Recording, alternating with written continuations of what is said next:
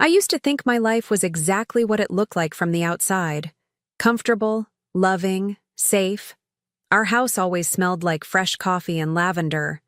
Family photos filled every wall, and Victor's laugh used to make the whole place feel alive. He was my best friend, my calm, my forever. He held me when I broke down, brought me tulips in winter, and whispered promises that felt real.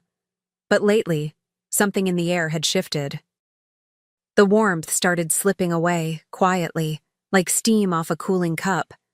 At first, I tried to explain it to myself. Work stress, maybe. He'd been talking about that new campaign at the office nonstop. But then came the late nights, the weekend errands that popped up out of nowhere, the way his screen would go black the second I walked in. I told myself not to jump to conclusions.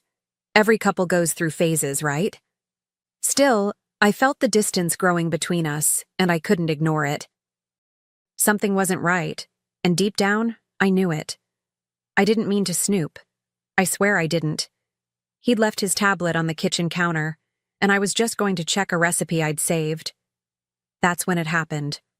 One swipe, one stupid swipe. And there it was, open messages. At first I couldn't make sense of what I was seeing, but as I kept reading, my hands started to shake. Flirty texts, pictures, and then her name, Juliana, my cousin, my blood. I couldn't breathe. My ears were ringing, and my heart felt like it had dropped straight through the floor. I kept scrolling, hoping, praying, that somehow I was wrong. Maybe it was some sick joke, some weird misunderstanding. But no. There she was, sending him photos I wish I could erase from my mind. And there he was, calling her things he used to say to me. My hands were ice cold. I just stood there, staring, the kitchen spinning around me like I was in someone else's nightmare. It wasn't just the betrayal of a husband. It was the betrayal of someone who'd shared my childhood, who used to braid my hair and cry with me at Grandma's funeral. Juliana and I were close, like sisters. I'd let her into my home, into my heart. And now she was in my bed, in my life, stealing the one person I thought I could count on. The worst part? Neither of them knew I'd found out. They were still out there, lying, laughing behind my back like nothing had changed, like I was the fool. And I was, at least for a moment. I wanted to scream, to throw that tablet through the window, to drive to her house and tear down every wall. But I didn't. I didn't cry, not even a little, because something inside me clicked. Cold, steady. I wasn't going to break down. No, I was going to break them. Not with shouting or drama, but with precision, with silence, with a plan. I started watching them, closely, quietly. Every excuse he made, every shift in his tone, every flicker in his eyes when her name came up. I took mental notes like a surgeon studying before an operation. No one suspected a thing. I still smiled, cooked dinner, kissed him goodnight. He thought he was safe. She thought she'd won. Neither of them saw what was coming. And honestly, that made it all the more satisfying. I wasn't planning revenge. I was building it. But let me tell you something. It hurt. Every second. Sometimes I'd stand in the shower just to hide the sound of my own breathing, because I couldn't afford to break. I'd run my fingers along the sink, remembering all the mornings we shared there, brushing our teeth, making stupid faces in the mirror. The memories felt like paper cuts, small, constant stings I couldn't stop reliving.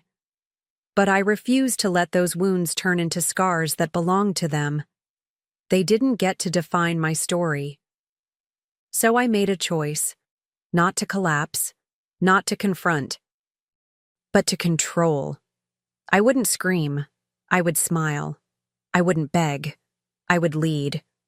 And soon I found the perfect way to begin. A little lie, harmless at first glance, a spark that would light the fire beneath their feet. And it all started with two simple words. I'm pregnant. I'd never lied like that before. not about something so big, so loaded with consequence. But that morning, I looked him straight in the eyes, let my lower lip tremble just a little, and whispered, "Victor, I'm pregnant." His face froze, like someone had pressed pause on the man I used to know. And for a second, I swear, I saw guilt flash across his features before he masked it with forced joy. He wrapped me in his arms, too tight, too fast. I could feel his heartbeat. It wasn't excitement. It was panic. He said all the right things. "Wow, really? That's amazing. We're gonna be okay, baby." But his hands were cold. His voice cracked on the word, "we." I knew exactly what was going through his mind. How do I keep this from Juliana? And that's exactly where I wanted him. Cornered, tangled, afraid to make a wrong move. I acted like I believed him, like I was floating on a cloud of baby bliss. And the best part? He didn't suspect a thing. By dinner, the news had traveled. I accidentally left the ultrasound printout, totally fake, on the fridge, right next to our grocery list. My sister screamed when she saw it. My mom cried. Victor stood there, smiling like a man walking through fire in a silk suit. But the real fun began when Juliana found out. She texted me a single word. "Seriously?" I didn't reply. I didn't have to. That silence said everything. And oh, how she hated that. She started slipping almost immediately. You could feel the tension in every word she spoke around me. Tight, brittle, like a woman holding her breath. At a family brunch, she barely looked at me. When she finally did, her smile was a cracked plate, all edges and no warmth. Victor tried to act normal, but I could see it. The way his leg bounced under the table. The way he avoided eye contact. I watched them like a hawk. Every glance, every twitch, every lie layered over another. At home, Victor was different. He hovered, asked too many questions, offered to cook, to clean, to run to the store for snacks I hadn't even craved. I played the glowing mom-to-be, rubbing my belly, humming lullabies, flipping through baby name books just loud enough for him to hear. And when I caught him staring, I'd give him this soft, dreamy smile. It was all theater. But I was the star, the director, and the script was mine. He had no idea he was already in the second act of a play he never auditioned for. Meanwhile, Juliana was spiraling.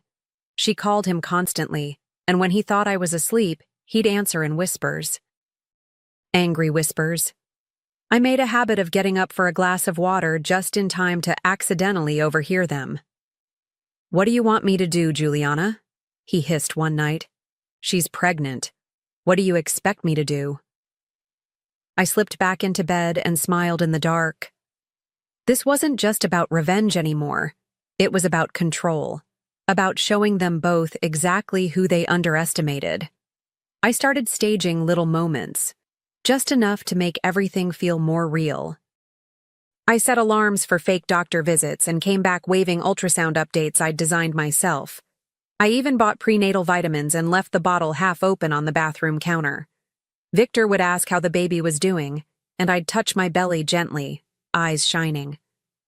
"Growing fast," I'd say, and I'd watch as his soul quietly unraveled. He was trapped in a lie he couldn't control, and I made sure the walls kept closing in. I knew exactly how to play it. Sweet. Innocent. Overflowing with maternal joy. I baked cookies for the neighbors, wore flowing dresses, even started a Pinterest board called Baby Love. The irony tasted sweeter than sugar. Juliana, on the other hand, was losing her grip. She stopped showing up to family events, but when she did, she looked like a shadow of herself. Restless, snappy, brittle. And I just kept smiling. Being the woman everyone adored. The mother-to-be with a heart of gold. But the best part? No one knew I was watching. Listening. Gathering every scrap of their mess while they drowned in it. I wasn't done yet, not even close. The storm hadn't hit. Not really. I was just turning up the pressure, slowly, like tightening a lid on a boiling pot. And soon, I'd make sure it exploded, exactly when and where I wanted. Things got tight, tense, the kind of tense you can feel in your teeth. Every morning, Victor would kiss me goodbye with a smile that didn't quite reach his eyes, and every evening, he came home more worn, more twisted up inside. I kept the act going, of course. "The baby and I missed you," I'd whisper, curling into his side like everything was perfect. And he'd nod, say something soft, but I could hear it, the crack in his voice. He was breaking, and I was right there to watch it happen. I started creating little moments of proof. One day I left a folded ultrasound photo in his briefcase with a note, "Can't wait to meet our little miracle." Another day I texted him a video of a fake heartbeat playing through my phone, tears in my eyes, thanking him for being my rock. He didn't respond right away. When he did, it was just a thumbs-up emoji. That's when I knew he was drowning. Juliana was pulling from one side, I was dragging from the other, and he couldn't keep both lies above water. They fought constantly now. I knew because I made sure they did. I'd accidentally leave bits of confusing info where Juliana might find them, an appointment time that didn't match up, a receipt for prenatal tea Victor never bought me. He started getting sloppy, snappy, caught between guilt and survival. And I played dumb. I cried when I needed to, laughed when it mattered. I was the picture of grace under pressure, and all the while, I kept turning the screws, just a little tighter each day. Juliana started texting me again. At first, little jabs disguised as concern. "How are you feeling? Must be exhausting." Then came the snide remarks. "Hope Victor's stepping up as a father." I never replied. Silence was my weapon, and she was bleeding from every unspoken word. I knew she was cracking. Her ego couldn't take being ignored. And Victor, poor Victor, was caught in a minefield of his own making. Every lie he told now had to align with mine. One misstep, and everything would blow. At a Sunday family dinner, I orchestrated my masterpiece. I stood at the head of the table, a glowing smile on my face, hand gently resting on my belly. "This little one," I said, voice trembling just enough, "reminds me every day that life is about second chances, forgiveness, loyalty, and the gift of new beginnings." My mother wiped a tear. My sister toasted to my strength. And across the table, Victor and Juliana looked like ghosts trapped in daylight. Their faces drained, lips tight, eyes darting, caught. I looked at them and almost laughed. They had no idea how much I knew, how much I'd planned. Every moment they shared, I was there. Every stolen text, every lie whispered between sheets. I was the shadow they didn't see. And now, they were the ones pretending. Faking smiles, faking peace. Meanwhile, I was building a truth so sharp it could slice them both open when the time was right. And oh, that time was getting close. I could feel it, the collapse coming. Victor barely spoke to me unless prompted. When he did, his voice was cautious, like stepping through broken glass. Juliana stopped showing up altogether, and when she did call, it was always with urgency. Panic. She was unraveling faster than he was. And I just kept smiling. I'd rub my stomach at the perfect moments, let people fawn over me, ask me baby names, give me gifts. I became untouchable, sacred. No one lies to a glowing mother, not without consequence. I started dreaming about it, the moment I'd finally let it all spill. What it would look like, what I'd wear, how their faces would fall. I didn't want revenge that screamed. I wanted revenge that whispered, that slid in under their skin and stayed there. Something unforgettable, something public, something they'd never live down. But it had to be perfect. The timing, the crowd, The reveal. I could feel it boiling under the surface, and I wasn't about to lift the lid until it was ready to erupt.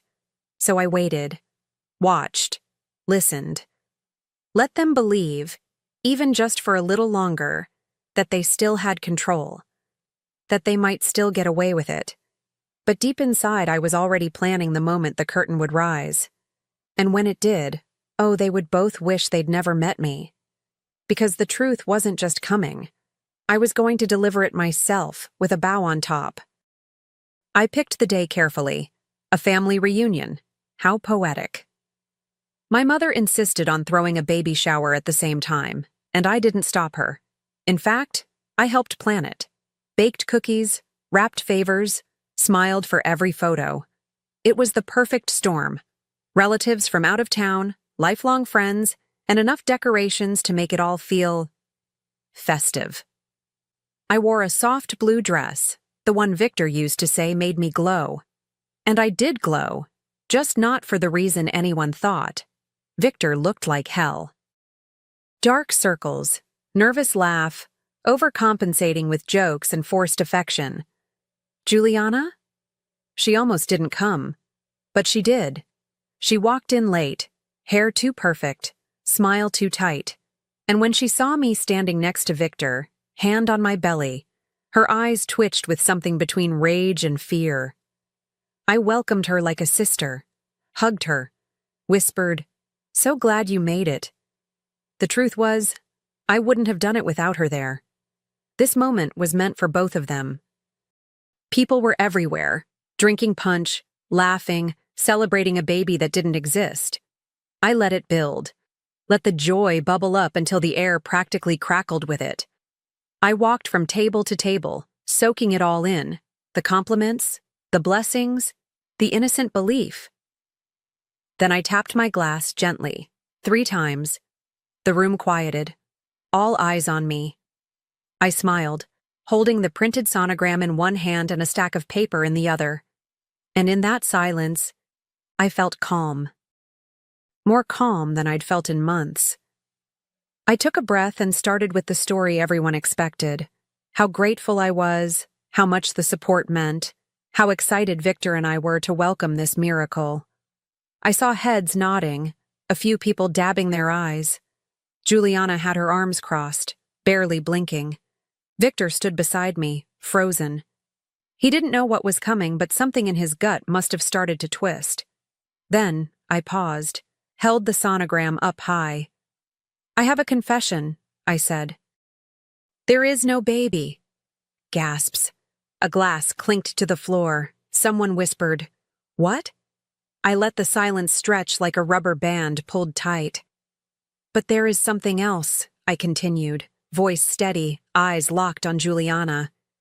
"There is betrayal, from a man I shared my life with, and from a woman I once called my sister." I turned to Victor. "You can look away if you want, but this part is yours."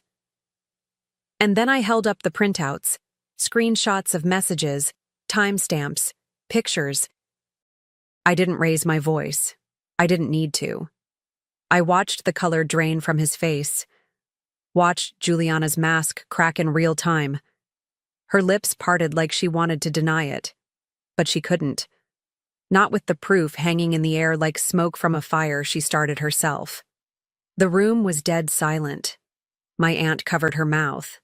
My cousin stood up, furious. And I just stood there, calm as a candle in a hurricane. Because this wasn't chaos. This was clarity. This was the moment I had crafted with care, and it was hitting exactly where I wanted it to. Victor tried to speak. He stammered, reached out like that would somehow undo everything I'd just laid bare. "Karen, please, But I shook my head gently. I wasn't here to argue. I wasn't here to listen. Juliana's eyes were glassy, her hands trembling as she tried to explain it away. "It wasn't like that. It just happened. You don't understand." But I understood more than they ever thought I could, and I made sure they saw it, that I wasn't broken. I was done. People began to shift in their seats, whispering, Some stared at Victor with disgust. Others looked away in disbelief. A few people actually got up and left. The air in that room had changed. No more streamers and cake and fake joy.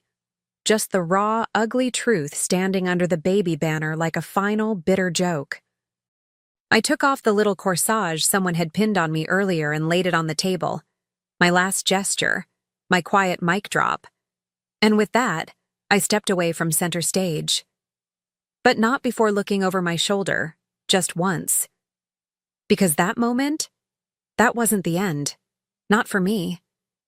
It was just the start of something else. Something cleaner, sharper, stronger. I walked out of that house with nothing but my purse and my peace. And behind me, they were left to deal with the wreckage they created. Together. No longer a secret, no longer protected. Just two people exposed in the light they tried so hard to avoid. But I wasn't done rising. Not yet. The fallout was immediate. Victor moved out 2 days later. Well, more like vanished. Left behind a pile of unopened mail, some of his clothes, and the scent of cologne I used to love. The whispers spread like wildfire. At the grocery store, people looked twice. At church, they avoided eye contact or stared a little too long. Juliana went into hiding, supposedly traveling to clear her head. But everyone knew. Our family had a way of holding on to betrayal like an heirloom, and this one was going to be passed around for years. Their fairy tale fell apart fast. Without the thrill of sneaking around, they were just two broken people who ruined a good woman for nothing. I heard through the grapevine that they were fighting constantly, that Juliana accused him of ruining her life. That Victor started drinking more, sleeping less. They tried to paint me as the villain, of course, said I was manipulative, cruel. But here's the thing. Nobody believed them, because when the truth comes out in broad daylight, lies don't stand a chance. And me? I didn't fall apart. I filed for divorce with my head held high. No drama, no tears, just quiet certainty. I went back to school. I joined a women's group. I started writing again. At first, it was just journaling, late at night with a cup of tea and the house finally silent. But soon, it became something bigger. People wanted to hear my story. Women reached out. Some cried. Some laughed. All of them saw themselves in me. And that connection, it rebuilt me. Piece by piece. I started living again, not just existing in the shell of a woman who'd been betrayed. I changed my hair, redecorated the house, gave away every single thing that reminded me of them. I even got rid of the couch where I once cried myself to sleep, replacing it with one so bright and bold it made me feel alive just looking at it. My mornings became mine again. Coffee in hand, sunlight on my face. No tension hanging in the air like a ghost. And the silence? It became peace, not punishment. People started treating me differently. Not with pity, but with respect. The kind that sticks. Friends I hadn't heard from in years reached out. Strangers at events whispered, "You're that woman from the story, right?" I never flinched. I never looked away. Because yes, I was her. The woman who turned devastation into power. I wasn't just surviving. I was building something unshakable. I started consulting, speaking, helping others reclaim their stories. Because mine wasn't unique, but it was proof that healing doesn't mean forgetting. It means transforming. Sometimes, late at night, I'd wonder if Victor ever truly understood what he lost. Not just me, but the version of himself he destroyed. Same with Juliana. Maybe she thought she'd won something, but in the end, all she did was strip herself bare in front of everyone who used to love her. I don't hate them. Not anymore.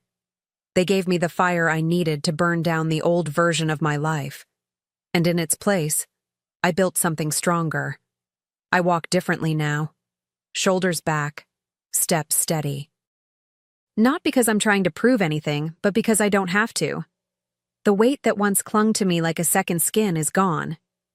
People still talk, sure. They whisper. They speculate. They wonder what I'll do next. And honestly, let them. Because I know who I am now. Not someone's wife. Not someone's second choice. I am the woman who looked heartbreak in the face and didn't blink. I'm writing my story, not just metaphorically. A memoir, maybe. A cautionary tale. Or maybe just a love letter to the version of me that refused to disappear. It's funny. They thought they broke me. They thought I'd fade into bitterness, into silence. But instead, I found my voice, and I used it. Not to scream, but to speak clearly. Loud enough for every other woman walking through betrayal to hear, "You are not done. You are becoming." And that's the truth they'll never escape. Victor and Juliana can have their shame, their silence, their shattered illusion. I have something better: freedom, self-respect, a future that's finally truly mine.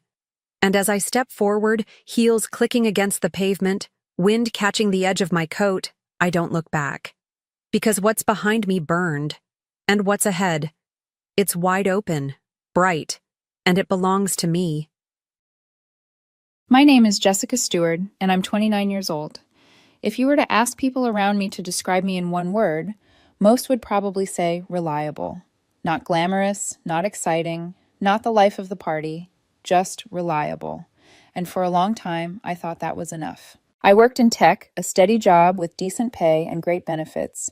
I saved diligently, with a plan, our plan, or so I thought. Every extra dollar went into a high-yield savings account, earmarked for a down payment on a house. I believed in building, step by step, for a future that lasted.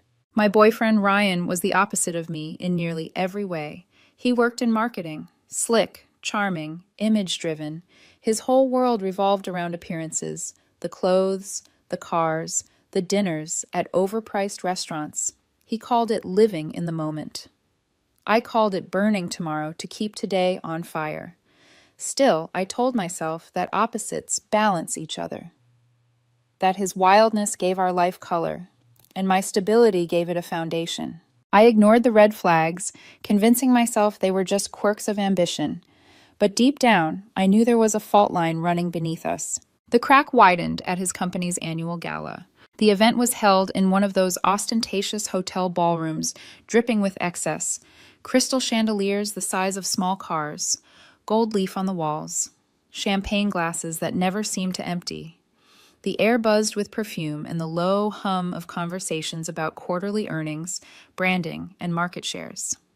I walked in beside Ryan wearing my one good evening dress, the navy silk that always made me feel both elegant and out of place. Ryan thrived there. He flitted from group to group, shaking hands, laughing too loudly, basking in the attention.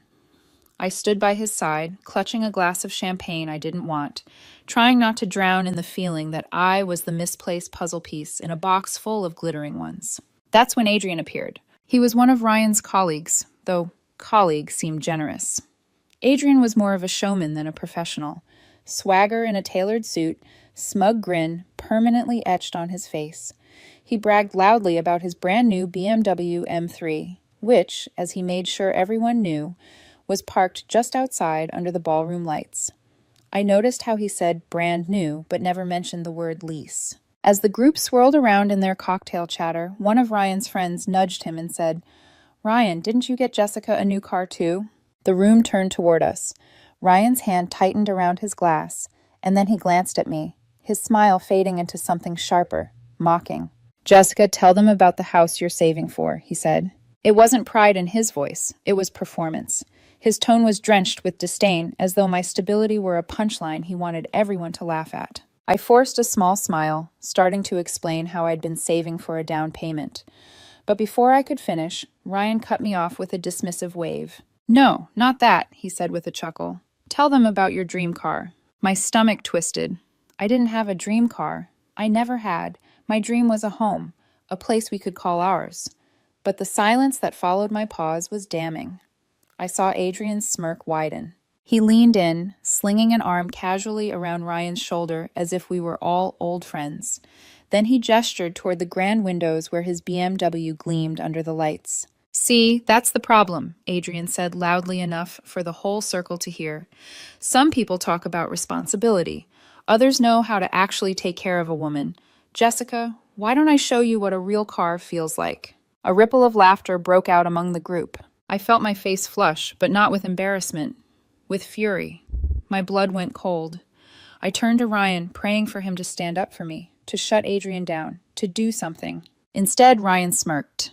He tilted his head toward me, his voice dripping with condescension. "Don't be dramatic, Jessica," he said. "Honestly, sometimes you're just an embarrassment." The word hit harder than a slap.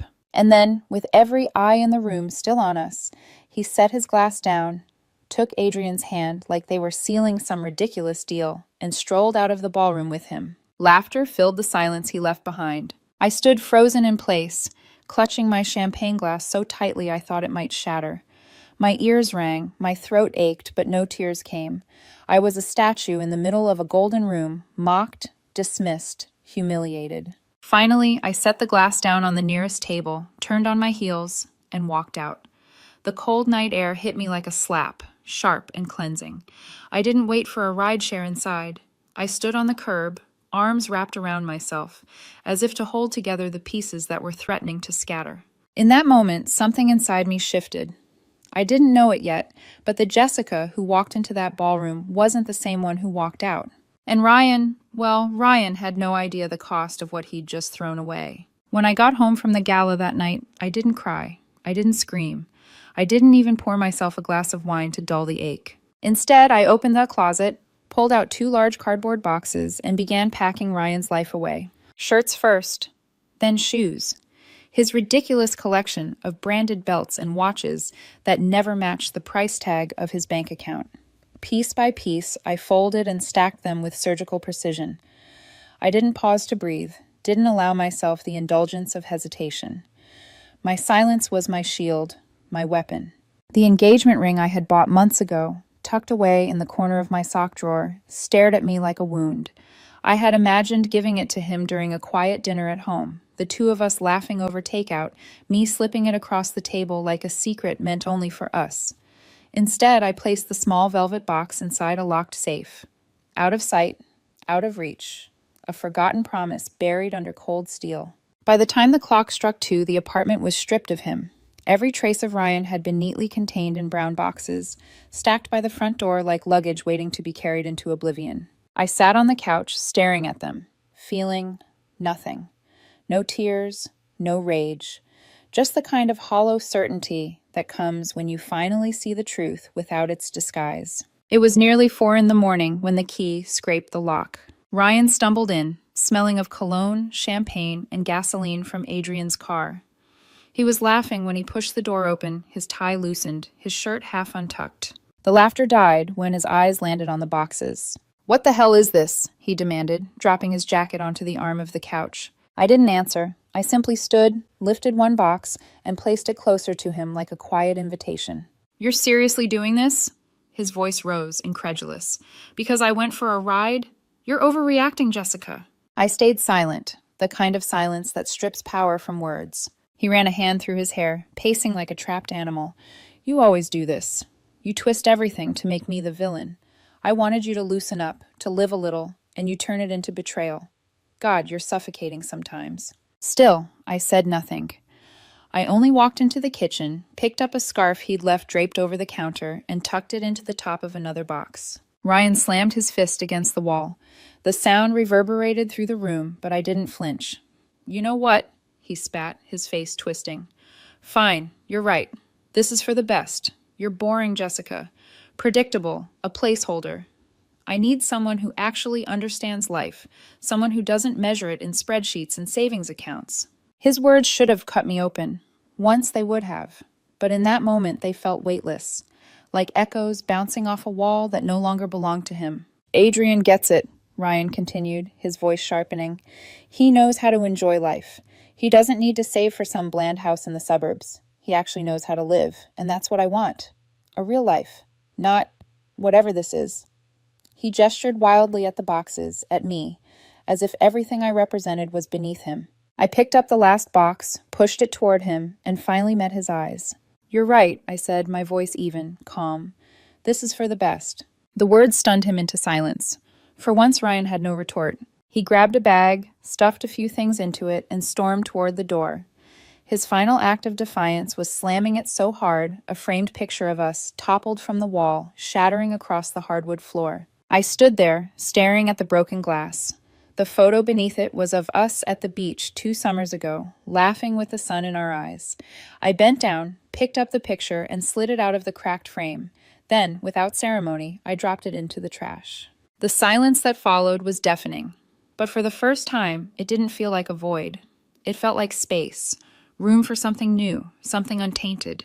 That night, I lay in bed alone, the empty space beside me colder than usual, but not unbearable. As I stared at the ceiling, I realized something profound.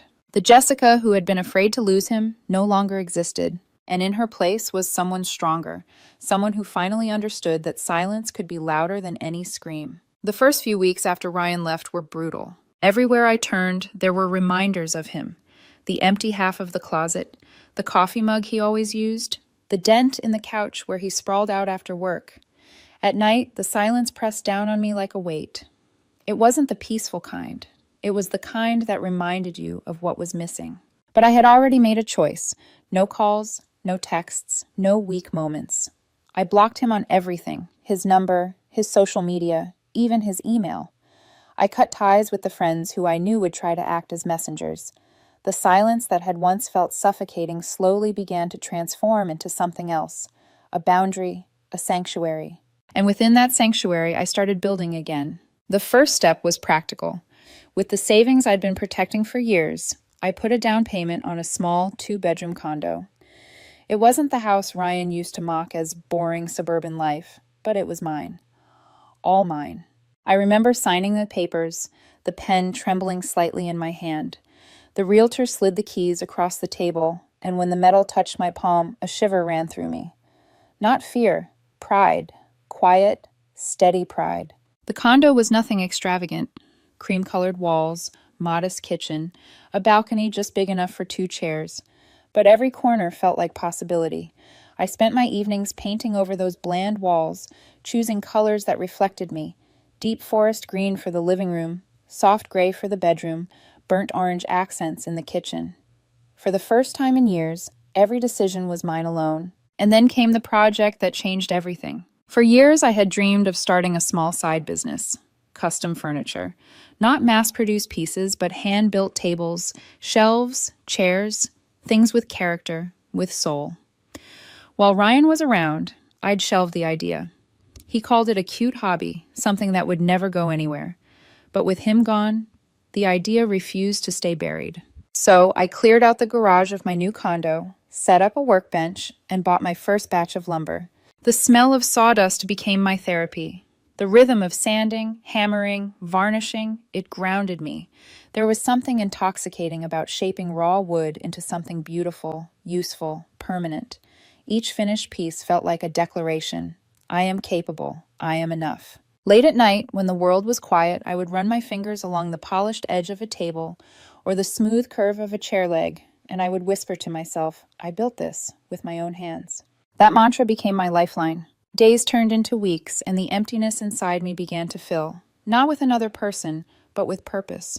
My body grew stronger from the labor, my mind sharper from focusing on design. I even started going back to the gym, lifting weights, sweating out the ghosts of arguments that used to haunt me. Friends I hadn't seen in years re-entered my life. We met for coffee, for dinners, for quiet walks by the river. They looked at me with a mix of surprise and relief, as though they were meeting a version of me they had thought was lost forever. You seem lighter, one of them said one evening. And they were right. I was lighter. Not because life had gotten easier, but because I had finally dropped the dead weight of someone who had never believed in me. Of course, the whispers still reached me. Mutual acquaintances couldn't resist gossip. Ryan and Adrian, they said, weren't exactly living the dream. The BMW Adrian flaunted so proudly, leased. And the payments were suffocating him. Their nights of champagne and flash had turned into arguments over money. Adrian was possessive, controlling. Everything Ryan used to accuse me of being. The irony was sharp, almost cruel. I didn't smile when I heard it. Not exactly. But there was a quiet satisfaction in knowing the life Ryan had chosen wasn't the paradise he imagined. It was a house of cards, trembling, waiting for the right breeze to send it crashing down. Still, I didn't reach out. I didn't gloat. I stayed in my sanctuary, building my tables, painting my walls, and letting the silence speak for me. One night, as I stood on my balcony watching the city lights flicker, I realized something profound. I wasn't just moving on. I was becoming someone new. Someone Ryan would never recognize, never deserve. And though I didn't know it then, the real test of that new strength was coming. Because Ryan wasn't finished with me. Not yet. It started as whispers. At first, I ignored them. Bits of gossip filtering through mutual acquaintances who still hadn't learned that I wanted nothing to do with Ryan's orbit. But the details began to stack piece by piece until they painted a picture I couldn't unsee. Ryan's new life was crumbling. Adrian, the man who once draped his arm over Ryan's shoulder while mocking me, wasn't the success story he pretended to be. The leased BMW that had sparkled outside the ballroom, the payments were strangling him. Their expensive dinners, weekend getaways, flashy social media posts, all of it was built on credit and bravado. The truth was simple. Adrian lived on borrowed shine, and the polish was wearing off. And Ryan wasn't thriving. He was shrinking. The same man who called me suffocating was now trapped in the web of Adrian's control. Friends whispered that Adrian had turned possessive, cutting Ryan off from people he cared about, belittling him for not being ambitious enough. The cruel irony wasn't lost on me. Ryan was tasting the very poison he once poured down my throat. I should have felt vindicated. Maybe a part of me did, but mostly I felt nothing. Just a quiet awareness that life has a way of balancing scales without my help. Still, the universe has a dark sense of humor. I heard from one friend, hesitant, almost embarrassed to bring it up, that Adrian's beloved BMW had been repossessed, in broad daylight, right outside their building. Ryan had been there, watching, as the car that symbolized everything he had chosen over me was hauled away on a tow truck. The image stuck in my mind, Ryan standing powerless on the sidewalk, watching the machine that had cost me my dignity vanish on the back of another machine. And then the messages began. At first, they were simple. A text from an unknown number. Hey, how are you? I deleted it. Then another. Jessica, it's me. I know you probably don't want to hear from me, but I miss you. Then voicemails. The first time I heard his voice again, my stomach clenched. Not with longing, but with the jolt of remembering a language I no longer spoke. Hey, Jessica, look, I know you're angry. I get it. But I made a mistake, a huge mistake. He's not who I thought he was. I miss you. I miss us. Just call me back, please. I didn't. Days turned into weeks, and the texts grew desperate. Long paragraphs spilling excuses, apologies, promises. He tried every tactic. Nostalgia, guilt, charm. But I had built my silence into armor, and I refused to take it off. Still, he kept pushing. When I blocked one number, another appeared. When I ignored the texts, he left voicemails. His voice grew more frantic each time. Jessica, please, just talk to me. You don't understand how bad things are. Jessica, you're the only person who ever believed in me. I was stupid. Please, I'll do anything. I sat in my condo, listening to the faint buzz of my phone as the messages rolled in, and I felt powerful. Not because I had the upper hand, but because I finally understood I didn't need to respond. Ryan had no place in the life I was building. But desperation doesn't fade quietly. One evening, as I was sanding down the edge of a coffee table in my garage workshop, I heard it, a knock at my front door. Slow, heavy. For a moment, I froze, the sander buzzing in my hands. My heart raced with the kind of instinctive dread that comes when you know a ghost from your past has found its way back into your present. I turned off the sander, wiped my hands on a rag, and walked toward the door. Through the frosted glass, I saw his silhouette, shoulders hunched, hands shoved deep in his pockets. Even in shadow, he looked smaller than I remembered. Ryan. I took a breath, steady and deliberate, and unlocked the door. When it swung open, I almost didn't recognize him. His clothes were wrinkled, his face pale, eyes bloodshot. The smugness that once defined him had been replaced by something raw, desperate. Jessica, he said, his voice breaking on my name. Please, just let me talk to you. The man who had once called me an embarrassment was now standing on my doorstep like a beggar. And for the first time in months, I realized this was the confrontation I had been waiting for. Ryan stood there on my doorstep, shoulders hunched, looking nothing like the man who once strutted through crowded ballrooms with a smirk. For a long moment, I just stared at him. The silence between us was thick, almost unbearable, but I wasn't the one squirming under it. He was. "Jessica," he said again, his voice rough, pleading, "please, can I come in? Just for a minute. I don't know where else to go." I stepped outside instead, pulling the door shut behind me with a firm click. The latch echoed in the quiet night, like a line being drawn. Ryan's eyes flicked to the closed door, then back to me. He swallowed hard. I was stupid. I know that. Adrian, he's not who I thought he was. He's controlling, mean. Everything I thought you were, it's him. He tore me down, Jessica. He made me feel worthless. He ran a hand through his hair, and I noticed the tremble in his fingers. I thought I was trading up, trading boring stability for excitement, but it was all fake. I was an idiot. And now, his voice cracked. Now I've lost everything. I folded my arms, my face unreadable. Inside, my heart beat steady, like a drum of resolve. I miss us, Ryan said desperately. I miss the way you believed in me, the way you made life feel safe. I see it now, how good we had it. Please, Jessica, can we just start over? I'll change, I promise. I just want my life back. For a second, I almost pitied him. Almost. But pity is not the same as love, and I no longer owed him either. I took a deep breath, meeting his bloodshot eyes. My voice, when it came, was calm, steady, unshakable. "You're right, Ryan," I said softly. "We were on different levels, but not the way you thought." He blinked, confused. "You humiliated me in front of your friends. You called me an embarrassment. You threw me away for a shiny car and a man who lived on credit. That night, you didn't just walk out of that ballroom with Adrian. You buried the version of me who would have forgiven you." I stepped closer, lowering my voice until it cut like a blade. "The Jessica who would have begged you to stay, who would have blamed herself for your cruelty, she's gone. Dead. You killed her. And in her place, I built someone stronger, someone who doesn't need you." Ryan's mouth opened, but no words came out. His shoulders sagged, his face hollow. "I have a new life now," I continued, "one that's stable, quiet, and mine. A life you mocked, a life you told me was worthless, but it's the life I love, and you—" I paused, letting the silence finish the sentence. "You have no place in it." For the first time since I'd known him, Ryan looked small, not just desperate, small, like a shadow shrinking against the light. I turned, placed my hand on the doorknob, and pulled the door open. Before stepping inside, I looked back one final time. "You wanted to live in the moment, Ryan? Well, here's your moment. Savor it." Then I closed the door. The sound of the latch sliding shut behind me was final, satisfying. I didn't press my ear to the wood to hear if he lingered. I didn't watch from the window to see if he walked away. It didn't matter. For the first time in years, his presence, his entire existence, was irrelevant to me. Inside my condo, the scent of sawdust still lingered from the table I'd been working on earlier.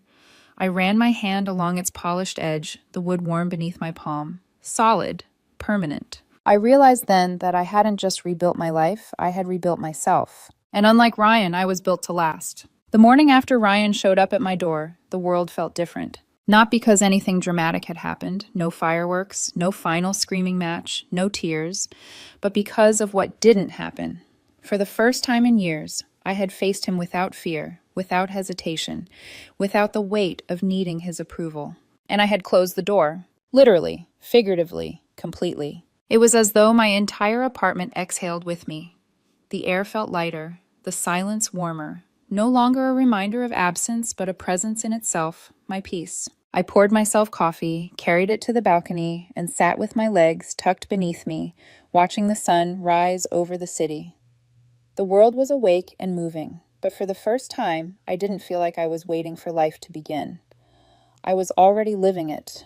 The condo no longer felt like just four walls. It felt like mine. Every paint stroke, every nail hammered into wood, every piece of furniture I had crafted with my hands carried my fingerprint. My life was stitched into this place, steady and unshakable. Orders for my furniture business were starting to trickle in. A custom bookshelf for a young couple, a rustic coffee table for a single mother who wanted her kids to have something sturdy to grow up around. With each delivery, I felt a little spark, not just pride, but connection. These pieces were part of me, and I was building something real. One evening, while sanding down a chair, I caught myself humming. It startled me at first. When was the last time I had hummed without realizing it? The sound was so small, so unremarkable, but it felt like a victory, proof that joy was seeping back into me in quiet, ordinary ways. Sometimes memories of Ryan still flickered. The night at the gala, the sting of humiliation, his voice at my door, pleading. But instead of reopening wounds, those memories reminded me of distance, like looking back at a storm you've already outrun. He was part of my past, a chapter I had read, endured, and closed. And I? I was the author of everything that came next. Friends began to notice. "You seem different," they said. "Stronger, happier." And they were right. I no longer measured my worth against someone else's validation. I no longer saw myself as reliable in the way Ryan once sneered. I was reliable, yes, but I was also creative, determined, and free. One night, as I sat on my balcony again, city lights flickering below, I thought about love, about whether it would ever find me again, and if I even wanted it to. The truth was, I didn't have an answer, and for once, I was fine with that. Because love was no longer the missing piece I was desperate to fill. I was whole already. And maybe, just maybe, that was the lesson all along. Sometimes losing someone isn't the tragedy you think it is. Sometimes it's the beginning of finding yourself. I leaned back in my chair, let the night breeze brush against my skin, and smiled. Peace. Quiet, steady, beautiful peace. And I wasn't going to let anyone take it from me again. My name is Isabella Hart, but most people call me Izzy. I'm 32 years old, and if you had asked me 3 years ago what I believed about love, I would have told you it was worth every sacrifice. That belief nearly broke me, but it also shaped the woman I am now. Looking back, it's strange how something so fragile can feel so unshakable when you're inside it. My story starts, as so many do these days, on a screen. I met Mark online, tucked away behind carefully chosen profile pictures and witty messages. He worked in marketing in a city a few states away, the kind of man who wore charm like a tailored suit. I lived on the coast, steady in my tech job, a little quieter, a little more grounded. It began innocently, quick chats about indie films, hiking trails, the books we both swore changed our lives. But it grew fast, intense, like sparks racing through dry wood. Within months, Mark and I were exclusive. Long distance wasn't convenient, but I told myself love was worth crossing any distance. And so I became the one who crossed it. Every other weekend, I drove 8 hours through flat highways and stormy skies, arriving exhausted but thrilled just to fall asleep next to him. When flights were within budget, I booked them. I sent him surprise deliveries of his favorite dark roast coffee beans or that obscure sci-fi novel he once mentioned in passing. The truth is, I was all in. I wanted him to feel chosen, even when distance made us question if we belonged together. One night stands out in my memory. I had driven through a thunderstorm, the kind where the wipers can't keep up. My hands clenched around the steering wheel, my heartbeat synced with the thunder. I showed up at his door soaked, clutching takeout from that little Thai restaurant he loved. He laughed when he saw me dripping in the hallway. "Izzy, you're crazy," he said, pulling me inside. We ate noodles curled up on the couch, lightning flashing against the blinds. Later, he pressed his forehead against mine and whispered, "You're my rock. Don't ever doubt that." And I didn't. I believed him. I believed us. But love, when it begins to rot, never announces itself loudly at first. It creeps in subtly, hidden in small moments. At first, it was the excuses. "Work's too stressful this week, Izzy. Let's reschedule." "I just need some time to recharge. You know how I am." Canceled plans piled up like unread messages, and I brushed them off. Everyone needs space sometimes, right? Then came the social media posts. Photos of Mark with a group of friends from his hiking club, captions like, "Life's too short for the ordinary," or "Sometimes you outgrow the familiar." His smile in those photos seemed brighter than when we were together, as though someone else was holding the camera. I tried not to let the unease swallow me, but deep down it gnawed at me. Why was I always the one initiating? Why did our late-night calls feel like I was dragging words out of him? I told myself it was the distance, the natural wear and tear of long-distance love.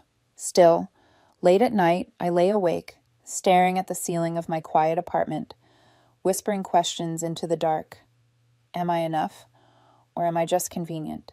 And then came the name. He started talking about a new friend, Lena, a fellow hiker, always planning spontaneous trips.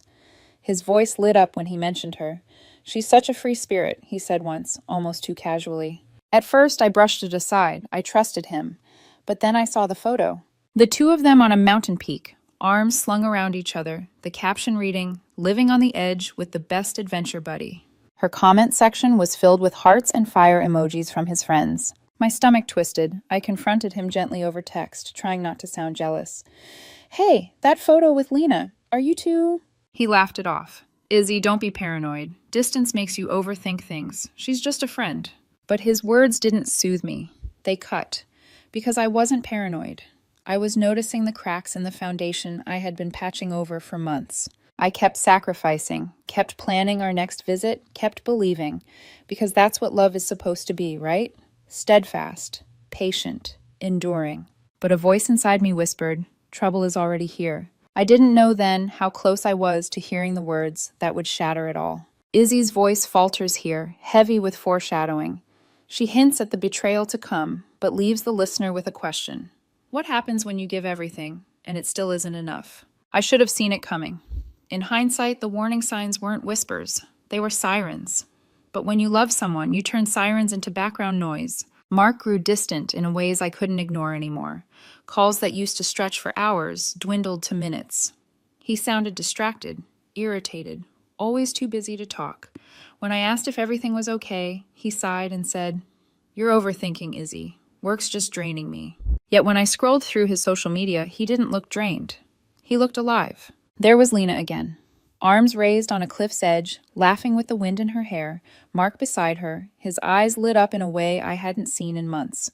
The captions told their own story. Adventure is oxygen. Find the people who make you feel infinite. And I wasn't in any of those photos. I tried to ignore it, but something inside me started to crumble. One night, I sat at my kitchen table, scrolling through his feed until the glow of the phone blurred my vision.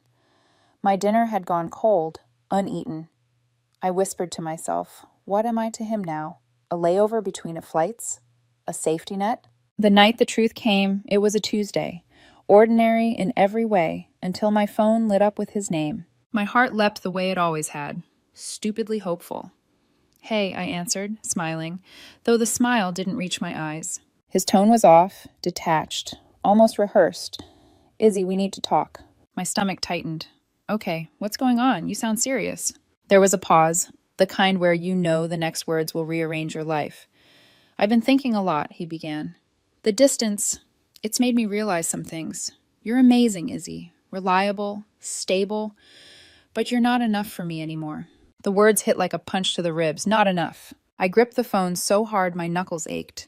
Not enough? What does that even mean? He sighed, as if I was being difficult. "Come on, Izzy. You have to admit, our relationship has become predictable. Weekend visits, the same routines. Lena.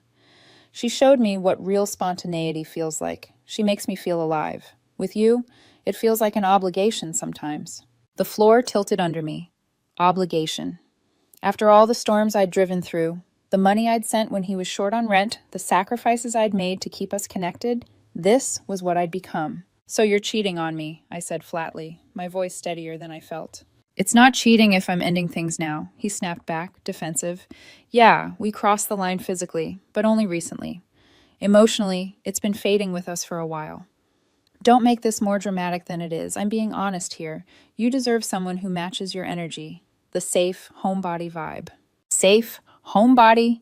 He spoke the words like curses. Meanwhile, Lena was his upgrade, his adrenaline rush. I wanted to scream, to beg, to demand how he could discard me so casually. But something inside me hardened. All the memories of sacrifice, all the moments I believed his promises, they stacked like bricks until they built a wall between us. "Okay," I said, "just that." He sounded almost disappointed. "That's it? You're not going to fight for us?" I swallowed the lump in my throat. "If this is how you feel, then we're done." A sharp exhale on his end, a huff of arrogance. "Well, all right then. I guess that's mature of you. Take care, Izzy. Maybe we'll catch up someday as friends." "Don't count on it," I replied, and hung up. The silence in my apartment pressed against my ears, heavy and merciless. I didn't cry. I didn't throw the phone across the room. I just sat there, staring at the blank screen, letting the weight of it sink in. Not enough. 2 words that echoed like a curse. I had built my life around him, stitched my routines to his absence, sacrificed without complaint, and now I was cast aside for someone who promised him freedom. That night, lying awake in the dark, I didn't text him, didn't call back, didn't beg. Instead, I did the only thing that kept me sane. I blocked his number, unfollowed his accounts, and deleted every photo. In one evening, I erased the evidence of our love, at least the digital proof. The memories, however, remained like scars under the skin. As I drifted in and out of restless sleep, one thought repeated itself like a mantra. No more chasing. No more proving my worth to someone who can't see it. Little did I know, the storm he had chosen was about to sweep him away and leave me standing, stronger than I'd ever been. The days after that call were a blur, like living underwater. Everything sounded muffled, every movement heavy. I didn't drown myself in wine or rant endlessly to friends. Instead, I sat with the silence, the confusion, the anger simmering beneath my skin. I kept replaying his words in my head. You're not enough. They clung to me like a second skin. Sometimes I whispered them aloud, just to hear how absurd they sounded. Not enough. For a man who couldn't even commit to a phone call. Not enough. For someone who measured love by adrenaline and hashtags. It felt cruel. It was cruel. But strangely, the cruelty clarified things. The first thing I did was practical. I canceled the plane tickets I'd bought for our next weekend together. The airline refunded me a good chunk of change, and instead of staring at that money like a reminder of wasted plans, I used it for something I hadn't done in years. I invested in myself. A gym membership. Every morning, I dragged myself out of bed, laced up my shoes, and ran by the ocean. At first, it was clumsy, my lungs burning, my legs begging to stop, but the rhythm became addictive. The pounding of my feet on the pavement was like an exorcism, each step hammering his voice out of my head. Work, too, became a lifeline. For years, I'd turned down opportunities because they would have taken me farther from him. A promotion I once passed up was back on the table. This time, I said yes. Within weeks, I had more pay, more respect, and a new fire in me. For the first time in a long time, my world wasn't built around Mark. It was built around me. But the healing wasn't all practical. It was deeply emotional, too. Nights were the hardest. I'd catch myself scrolling through old photos I swore I'd deleted, staring at his smile that no longer belonged to me. Sometimes the grief hit so hard I'd curl up on the couch, clutching a pillow like a lifeline. And yet, beneath the grief, something else was growing. Resolve. I started taking solo hikes, trails I once promised we'd do together. There was one weekend I climbed a trail just outside the city. The view stretched endlessly, the horizon blurring into sky. I set up camp alone, cooked a simple meal over a tiny burner, and lay on my back beneath the stars. The silence that once suffocated me now soothed me. This pain is my turning point, I whispered to the night. The words felt solid, like stones pressed into the earth. Still, my heart wasn't done questioning itself. Was I boring, predictable? Did the distance excuse his betrayal? His voice lingered like a ghost, smug and self-justified. But slowly, clarity seeped in.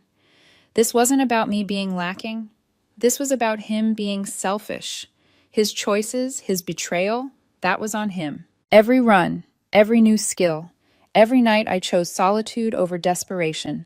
I rebuilt myself brick by brick. And here's the irony. While I was learning to stand taller, whispers of Mark's unraveling were already beginning. Mutual friends mentioned him in passing, not with admiration but with hesitation.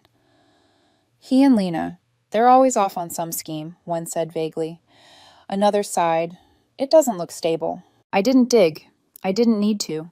But a small, quiet part of me wondered, how long can a relationship built on betrayal really last? I didn't know it then, but karma was already lacing up its shoes, preparing to run him down. For now, I focused on breathing, on running, on living without apology. The girl who had once driven through storms just to be by his side was gone. In her place, a woman was rising, scarred, yes, but unbowed. And that was only the beginning. 3 months after the breakup, my phone buzzed with a message from an old mutual friend. At first, I almost ignored it. Most of those connections had frayed the second Mark and I split. But curiosity tugged at me. The message was casual, almost fishing. Hey, Izzy, have you heard about Mark and Lena? I didn't reply. not yet. Instead, that night, I poured myself a glass of wine and, against my better judgment, checked social media through a burner account. And there it was. The carefully curated adventure life Mark had flaunted was unraveling like a loose thread. At first, it was whispers, posts deleted, captions changed. Then came the news articles. Lena wasn't just a free spirit. She was a scam artist, running fake investment schemes for luxury hiking retreats that never existed. She promised big returns, took people's money, and vanished. And Mark? He was right in the middle of it. Whether out of love, ignorance, or greed, he'd invested thousands. He had sung her praises, traveled with her, posed for photos like he'd found salvation. But when the cops closed in, Lena vanished, leaving him bankrupt, humiliated, and very much alone. I stared at the screen, half in shock, half in awe. The man who told me I wasn't enough had gambled everything for someone who turned out to be smoke and mirrors. And there I was, in my tidy apartment, my promotion secured, my muscles stronger from morning runs, my lungs fuller of ocean air. My life wasn't glamorous, but it was solid. Mine. The irony wasn't lost on me. I didn't gloat. I didn't text him, didn't screenshot the headlines to friends. I simply closed the laptop and sat in the quiet. Because sometimes justice doesn't need applause. It just needs to be witnessed. Meanwhile, my own world kept expanding. I booked a solo trip to a mountain town Mark and I once promised we'd explore together. Hiking alone, I felt freer than I ever had by his side. Every step up the trail was a reclaiming, a declaration that I could carry my own weight. One night, I camped by a lake, the water still as glass. I wrote in my journal by lantern light, "Some debts life collects without us lifting a finger." It wasn't bitterness, it was clarity. Friends noticed the change in me. "You're glowing," one coworker said during lunch. Another teased, "Promotion, muscles, solo trips. Is there anything you can't do?" I smiled, but the truth was more complicated. Healing wasn't linear. There were still nights the silence echoed too loud, still moments his words crawled back into my head. Not enough. But now, those words fueled me. They pushed me to prove, to myself, not to him, that I was more than enough. And as Mark's world crumbled, mine quietly thrived. The balance had shifted. He had chosen chaos. I had chosen myself. And life, it seemed, was taking sides. But as much as karma had done its work, the story wasn't over. Because men like Mark rarely disappear quietly. And I had no idea just how desperate he would become. It started small, like a faint knock on a door I'd already locked. A text from an unknown number. "Izzy, it's me. Can we talk? I messed up." I deleted it. A week later, a voicemail. His voice was shaky, stripped of the arrogance I remembered. "Izzy, please. Lena wasn't who I thought. She lied to everyone, scammed me. I lost everything. I know I hurt you, but you were the best thing I ever had. Please, just give me a chance to explain." I listened once, then hit delete, but he didn't stop. More texts trickled in. "We had something real. You always understood me.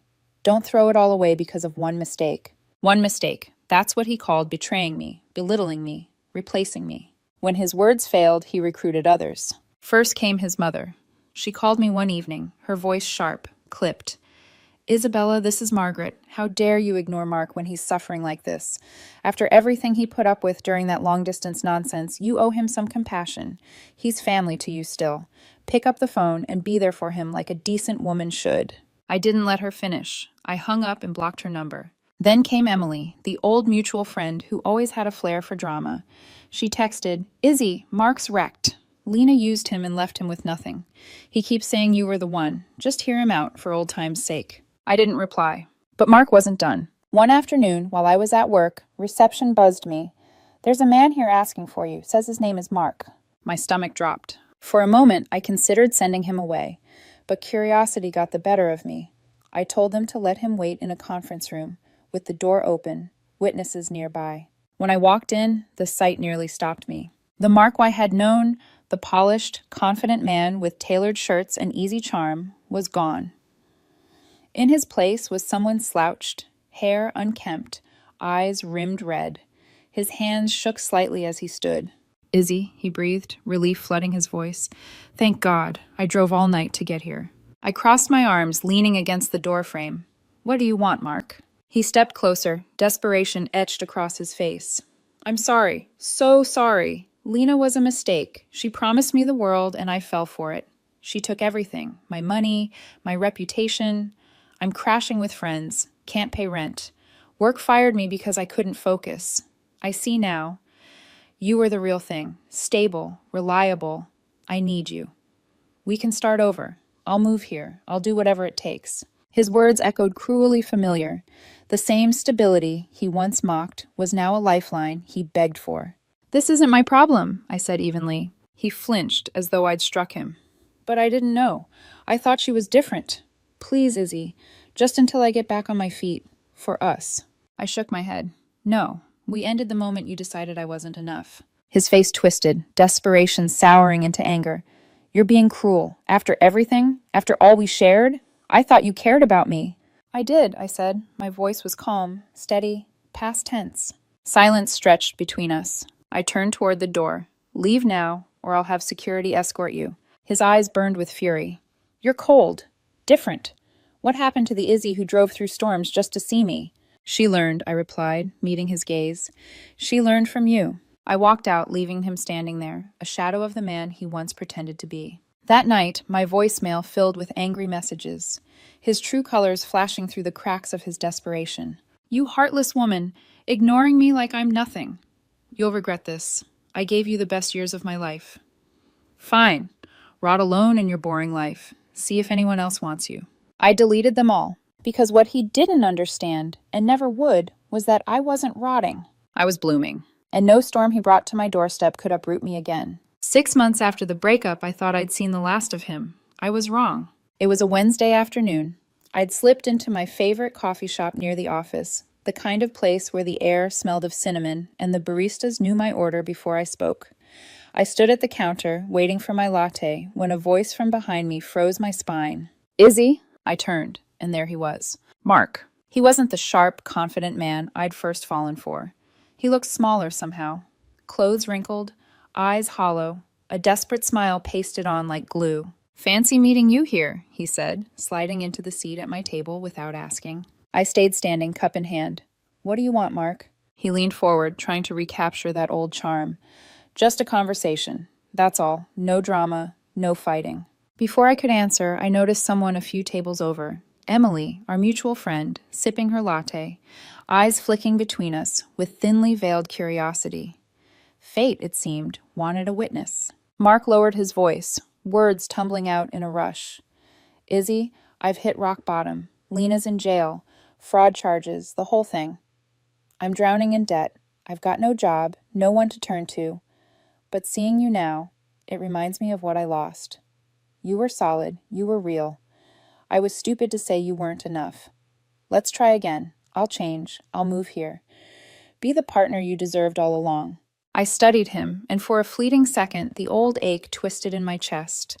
The man I once loved was right in front of me, broken, pleading. But then I remembered the thunderstorm drive, the canceled plans, the phone call where he declared I wasn't enough, the smirk in his voice when he chose Lena over me. I set my cup down, my voice calm, firm. Mark, you taught me something valuable. My worth isn't tied to fixing someone else's chaos. You made your choice, and I made mine. I built a life without you, a better one. You're just a lesson now. His face crumpled. But I need you. Don't you care at all? I shook my head. I don't, not anymore. His eyes narrowed, anger flickering. You've changed. You're cold.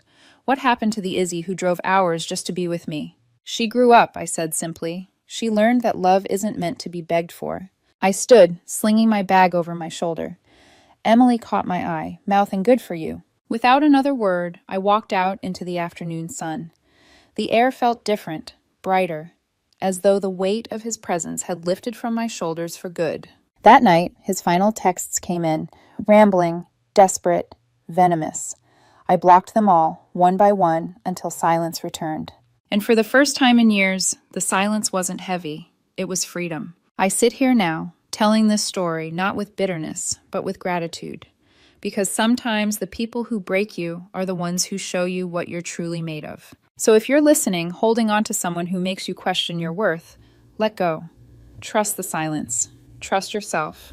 And let karma do its work. It's because the girl who once drove through storms for a man who didn't value her, She now walks into her own sunrise, unafraid, unstoppable, and she doesn't look back.